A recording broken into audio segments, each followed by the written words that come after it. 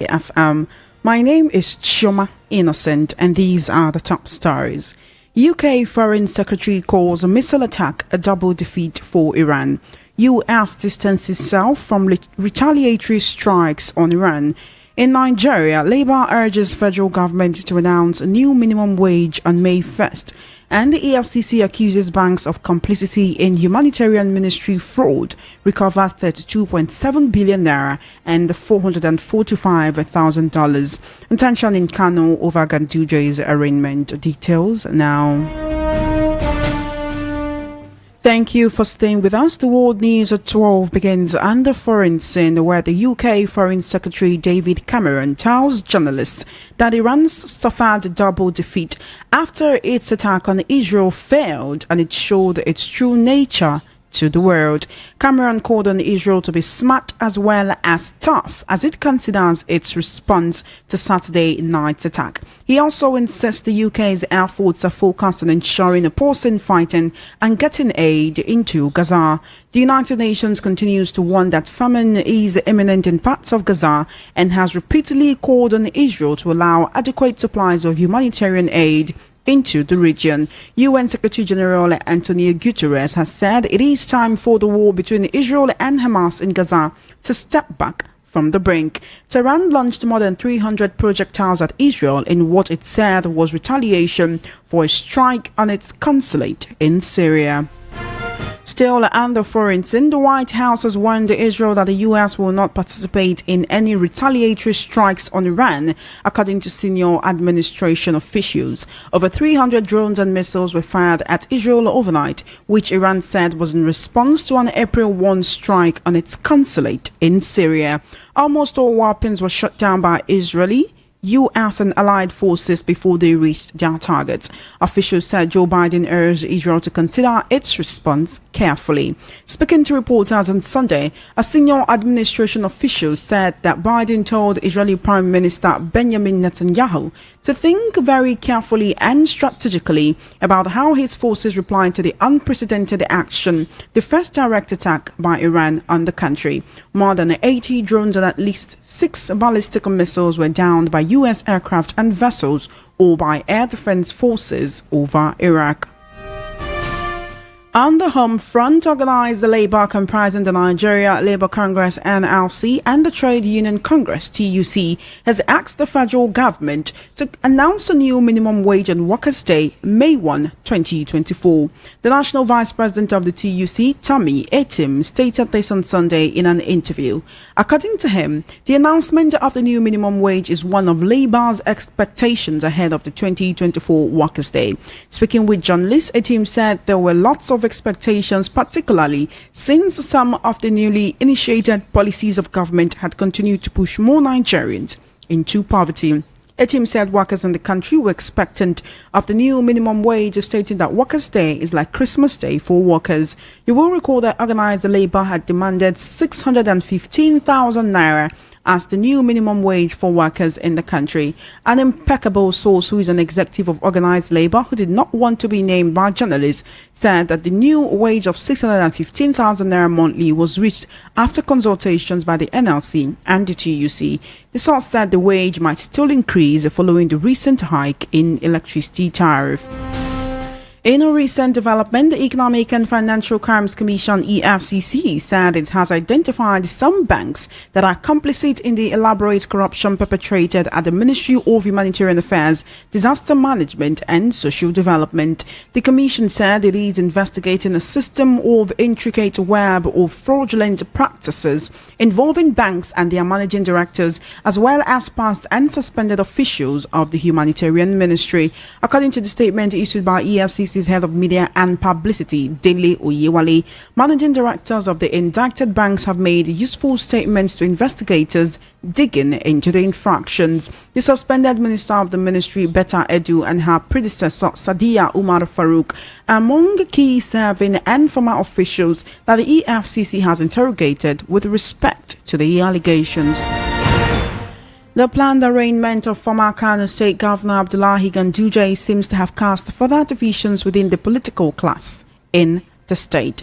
Ganduje, who's the current national chairman of the All Progressives Congress, APC, his wife, son and 5 others are facing charges bordering on corruption and abuse of office. Checks reveal that formal summons extended to the former 2-term governor, his wife and 6 others by Kano State High Court last Tuesday over allegations of financial impropriety while in office further heightened tensions in the state. The probe has also increased the war of words between supporters of the ruling New Nigeria People's Party and NPP and the APC. The NNPP-led administration in Kano had set up a commission of inquiry to probe Ganduje's 8 years tenure on a litigation over alleged abuse of office. Residents of the commercial city have also expressed fears that the controversial probe might lead to a security breach in the state. While in Lagos, the state government has issued an urgent advisory to all public facilities, including beaches and swimming pools, to adhere strictly to the Lagos State Swimming Pool Regulations of 2021. The Director General of the Safety Commission, Mr. Larry Mojola, said the measure is to ensure the safety of all residents and visitors engaging in aquatic activities. He lamented that the increase in reported cases of drowning incidents with several casualties in the past weeks.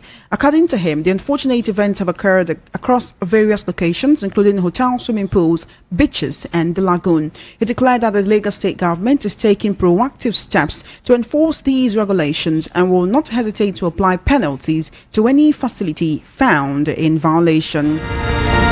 Lagos State Governor Babajide Sanwo-Olu has enjoined Nigerians to desist from speaking ill of the country, but continue to pray and wish the country well for the good of all. Speaking through the Deputy Governor, Dr. Kadri Obafemi Hamzat, at the 2024 Eid Mubarak celebration organized by the First Family, the Governor said Nigerians need to change their thoughts and speak positively about the country. He noted that God will not change anything for any society until the people decide to change what is in their minds. He also urged citizens to pray for the leadership and to wish the country well. In her welcome address, the First Lady of Lagos State, Dr. Ibijoke Sanwo-Olu, charged Nigerians to emerge from Ramadan not only as individuals who have undergone personal growth, but also as agents of change within their communities.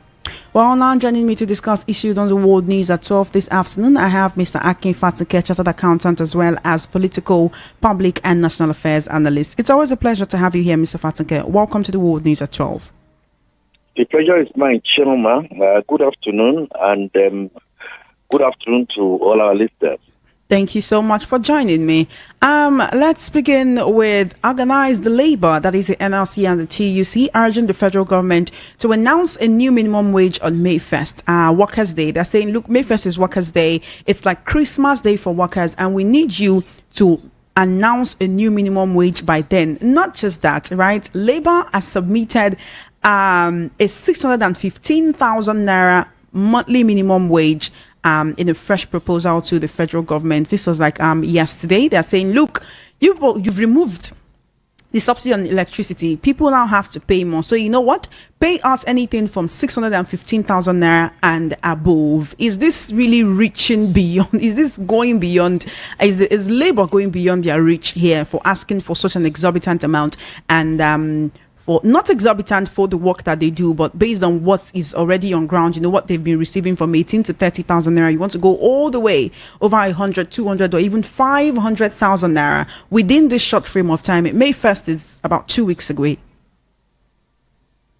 Sure, ma, we must be realistic and we must unbundle. So the first unbundling is Labour right to say that May 1, the government should make an announcement on the minimum wage that should be paid to workers. My point is, yes, 150%. I am in alignment with Labour. Now, is government shaking on the same spot and not taking the thunder out of Labour, proactively doing what they need to do? I also say yes, in sense of the kind of communication that I expect. Please let me explain that a bit much more clear. My expectation is that Government does not need labor, does not need NGO, does not need you, Ijeoma, nor does the government need me to have proactively be thinking ahead to say, oh, now we are going to have a 4-day, a May 1 day. Are we going to have a May 1 day and we will not be talking about minimum wage for workers? A very proactive, very responsible, and in fact, very conscious government will want to go that way. The second unbundling, Chairman, I like the way you put it. Is it something? I mean, they came down from 1 million to 050 million. They are moving. It's the process of negotiation. And so government would naturally say, yes, I agree, yes, I disagree for these reasons, for these constitutional reasons here and there. But for government on May 1 not to come out genuinely and say something, when I say something, act something I actually meant to say at the public service level, will, in my mind, be losing the thunder. Again, I know I used the word to be irresponsible, that is it. In the private sector, even in the family setting, sometimes when you know problems is brewing, there are certain things you do. There are certain humilities you do. You don't now then wait until you can provide 3 square bills. Okay, I agree. Okay, the only 1 square bill that you are able to provide, let us allow people to get hungry or to get to this period before you do it. You know, it's a good gesture. Now, I know there's a tripartite committee that has been set up from only God knows where since the problems have set up. What is it they are doing? Ever since the committee was set up, we've not heard anything from them. Okay, now. We have not heard anything from them. It's failure in communication of government. I keep on saying it. Failure on communication of government. Okay, if you say that it's not something that you need to communicate, then you need to be proactive. You understand? It is not now that we are now moving towards May 1 that you now then be doing running kata like headless chicken and all that. Sorry to use those words. There are certain things an elder, okay, a leader, a husband, a mother, a father, a boss, a community leader. There are certain things they need to be doing proactively, even if you don't have all the means. I still don't believe we don't have all the means. We have all the means to begin to look at these things very concisely. Finally, you made a point about, we are asking for 600,000, is that not too much? Well, too much or too little will now then depend on what federal government is going to make at the public service level and what the state governors must, I repeat, must also negotiate at different levels with their government. We may not be able to have a uniform minimum wage at the federal level. So, those of you that have not paid 30,000 naira, I'm not talking about some national levels now, that you have not even paid the enhancement, and we see you that we are budgeting 51 billion for state house and stuff like that, is the height of irresponsibility. And if the president had to plead, please go ahead. You don't have more allocation. Pay the enhancement. I will not pay it. For us to come to May 1 will be, in my mind, saying it exactly as it is, the height of insensitivity and wickedness. I want to believe I'm going to be wrong in my assessment. I want to believe by May 1, by the special grace of God, good thinking will come into being. Not everything has to be in naira, kobo, in money. There are quite a number of things that I know the government is already putting across. Each state governor must get into housing. Each federal must get into housing. Can we begin to now look at situations where our workers, the living wage they are going to be acquiring is going to be at least over and above board. The suffering is much. There's no doubt about that. I need to be pushing. Okay, while we're on the subject of labor, right, let's go direct to the Labour Party. So some people have been saying, oh, Peter Obi cannot be trusted because he's rubbing shoulders with El-Rufai. There has been, assertions that, oh, he might be thinking of joining the SDP. He might be leaving the Labour Party due to the internal issues that they're having. I just want to have your opinion on that for a minute or two so we can move on to the very next topic. Oh, well, my opinion is that Peter Gregory Obi is within his rights to hobnob or not hobnob with whoever he wants to hobnob with. For me, as an analyst, that will be a decision he has to take, and then the consequences, whatever consequences come out of that, will be his and his alone. What I have always advocated is that the mark of a leader, of a very strong man, is where you see him in the face of adversity. What I would not like to see, or what I would not like to see, is to see a Peter Obi of the APGA fame, of the PDP fame, now Labour fame, and then when things are not going right, whatever it is, then you want to find a way to go and patch somewhere else. And if you do that, well, virtually all politicians do the same. My personal advice is that he should stand ramrod. I think, unlike what happened in APGA, the plus or minus, he should stabilize Labour. He should attempt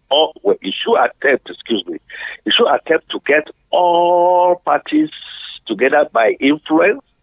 Just like we are asking that President Bola Tinubu should also influence some national governors. Peter Obi has no statutory powers to do anything. But his movement, the obedient movement, what it represents is such that it's a force to reckon with. He will not say something and people will not want to listen. And if the House of Labour is today not in good state, he can make or mark. All right, then. Thank you so much for your submission on that, Mr. Fatunke. Let's move on to the EFCC, right? Was it last week the EFCC said, oh, they've recovered 30 billion naira from the whole Betta Edu and Sadiya Umar Farouk situation. Now they're accusing banks of complicity in the humanitarian ministry fraud, saying MDs of banks are involved. Like, it's just a network, an intricate network, an intricate cobweb of corruption that has permeated deeper than Nigerians can even fathom into the humanitarian ministry. They are saying they've recovered 32.7 billion naira, then $445,000. Let's go into a bit into the history of how this whole situation came about. In January, right, President Tinubu suspended Betta Edu from office after a leaked memo that triggered so much controversy about suspicious financial transactions that she reportedly authorized in the ministry. Not just her, it went back to her predecessor, Sadiya Umar Farouk. Just yesterday, the EFCC saying, oh, we've recovered the $2.7 billion, $445,000 so far. Discrete investigations have claimed that, in fact, there are fraudulent dealings dating back to involving even the COVID-19 funds, the World Bank loan, the Abacha recovered loot. All of these were released to the ministry by the federal government to execute poverty alleviation mandate and programs that's like palliatives for the people, and all of these have been siphoned. Last week also the EFCC said they noticed, or they investigated and found that there are 50 bank accounts linked to that ministry. Again, I ask, have we come to that point where this ministry should just be scrapped? Because it seems, just like many critics and Nigerians have been saying, that it is just, in fact, it's not just doing what it's supposed to do. Oh, well, Chapa, you have just enunciated a headache that is going to migraine. And migraine is now getting into what now? A thunder in the head. Between the headache and the thunder in the head, is the solution cutting off the head? You would not have done much here. It is the human factor, basically, in my mind, that is at fault. When we have applied technology and we apply what we call controls, and you apply what we call discipline over controls, and you set guidelines of limit of authority, and people are trained on the essence of ethics, morality. You will not have this. Now you are talking of humanitarian affairs. I bet you, Ijeoma, go to any other ministry and touchlight quite a number of things with almost invariably, you still find pockets of corruption here and there. Now, for me, I agree that the humanitarian ministry has virtually become a sore thumb. And what you do there, put COVID money in there, Abacha loot or whoever loot, you put it in there, COVID, because according to you, you want to reach the poorest of the poor, that you don't have a data print of who they are. And you don't also have technology that will take away the human element out of it. I am in alignment. Please, I will repeat that. I am in an alignment with the process and procedure that the EFCC has undertaken. Compare, contrast to what we had in the past. You make a lot of noise, you're going to charge them to court, they get to court, and then they will just slip by. One, they are recovering during investigation that has been returned back to the covers. I don't have a problem with that. Sometimes when you talk about faith bargaining or, out of court settlements, how have you? The only thing there is that when you keep on delaying justice for so long, you can say you are in the altar of making sure you do thorough investigations. You begin to cast doubt and aspersion. Is the beautiful lady Beta Edu now snaking and walking her way around the powers that be? I think that's against it.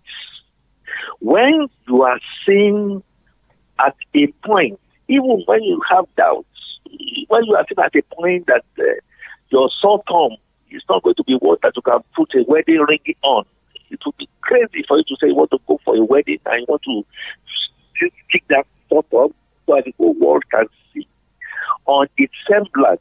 Even if, according to EFCC, they are still investigating, she's not being cleared.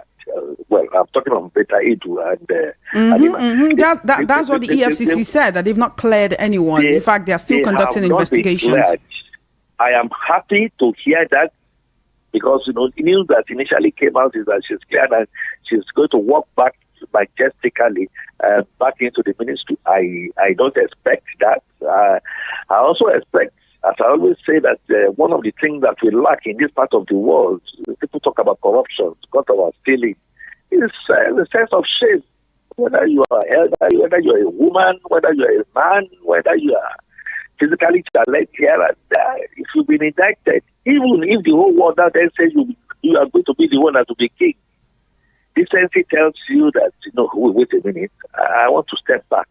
That is not the time for you to not be saying you should be reinstated. I don't know how the pendulum will eventually swing, but situations where the blind can hear and the deaf can see, situations where low hangers manipulating books, then ethically doing certain things here and there under your watch, even if you say that you are not the one, tells you that as a leader, not a ruler, as a leader, you take the back seat and then you can fight for another day. So far, quite good. A demonstration of the fact that corruption has sunk us, and I am expecting the hope agenda for which President Bola Tinubu has said that one of the things he's going to do is to try and fight corruption as much as he can. This will be a litmus test, I dare say. We need to be fair to the lady. Okay. A litmus test that you cannot continue to carry just because you want to do them, that kind of stuff. Mr. Fatike, talking about litmus test and talking about Tiwantiwa, right, at this point, I need you to speak on this for just a minute. The Yoruba Nation agitation issue, Right, just for one minute before we go, because I also want to talk about Ganduje's arraignment. A few people, Yoruba Nation agitators, stormed the Oyo State Government House on Saturday, attempted to hoist their flag, and there's been condemnations from so many points. Right, there's been condemnations from so many people from the Southwest as well. At this point, can I just ask the question, what's going on in Nigeria? Why does it seem that many ethnic groups want to distance themselves from the entity called Nigeria? In a minute. Oh, yes. I mean, even within the family, if I have 6 children, if I have 4 children, I give them equal opportunity. Yes, no matter how. You also always have disagreement and discontent. In the particular example of what has happened, I am a Yoruba man, born bred, and what I see is a theater of the absurd. A couple of people wants to come out and maybe get into the limelight. You believe they've forgotten. So you do something and you sabotage, that's what it's called. And then you get in there and then you talk again. Unfortunately, action and reaction is equal and opposite. Said Isaac Newton is not law. It comes with relative consequence. Now, the Yoruba nation, if you say Yoruba nation, members, the progenitors of the Yoruba nations have distanced themselves. So they will naturally say that they are on their own. They are acted young boys that have been brainwashed one way or the other will come to their come up and you want to go and seize a sitting government in a state, and you want to go that way, it's it's cowardly. And the other question, and tied to what we have said, is that is this not one time too many for agitation? I will give you within the Yoruba nation. I think that goes for the East, goes for the South, goes for the Northwest, East, and the Middle Belt. Take a state in the Yoruba enclave. Take typically Ogun State. Make Ogun State a country. You will still have many agitations. The Ijebu's will say this the way we want to go. The Egbas will say. So you're saying no matter what happens, even within a group of people that it might seem have shared interests, there are also people with different interests. Be discontent, but we must take it through the normal process.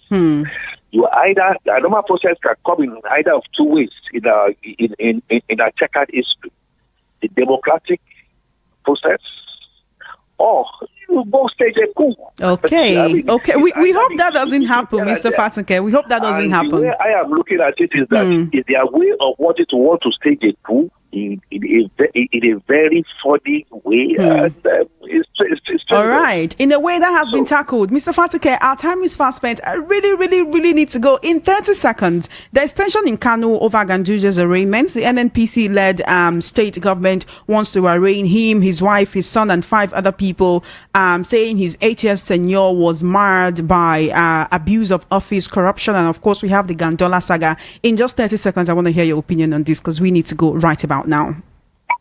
My opinion is that it's good for democracy. Let Ganduje go have his day in court, and let it be a statement that a day will come for all and sundry that are ruling us instead of leading, that immunity will get out, and you are going to face a day of reckoning. Either you face the International Court of Justice, but let fairness, equity prevail. Let him go and have his day in court. And like I told you from the earlier discussion I had, when you have a sense of shame, be humble, go there. If you are guilty, you get the punishment for it. If you are not guilty, of course, naturally, you will be let out and then you become stronger. The government at the center, the party ruling at the center must, I repeat, must not in any way try to interfere with what the NMPP government, are trying to do there. And like Ganduje has said, please let peace and order remain. Go face what you need to face. And if you are found guilty, please you get your punishment. Okay, thank you so much, Mr. Akifatuke, for joining me today. We've exceeded our time right here on the World News at 12. Well, I do appreciate you for joining me. Have an amazing day, and thank you so much for always answering to us when we call on you. You are welcome, Chairman. Please keep on being the voice of the people. Thank you so much. Thank you so much. Have an amazing day. And that's the World News at 12. Just before we wrap up, let's take a look at the top stories again. You heard that the UK Foreign Secretary has called the missile attack a double defeat for Iran. US distances south from retaliatory strikes on Iran. The Labour urges federal government to announce new minimum wage on May 1st. That's in Nigeria. EFCC accuses banks of complicity in humanitarian ministry fraud and tension in Kano over Ganduje's arraignment. And that is a wrap on the World News at 12. My name is Ijeoma Innocent. Good afternoon and thank you for listening. Do stay tuned. Up next is Matters with Ikami Jude.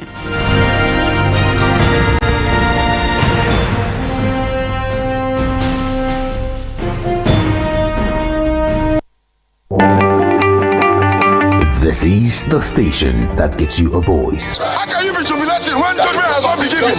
Meaning that you are bribing the physician. You see a lot of young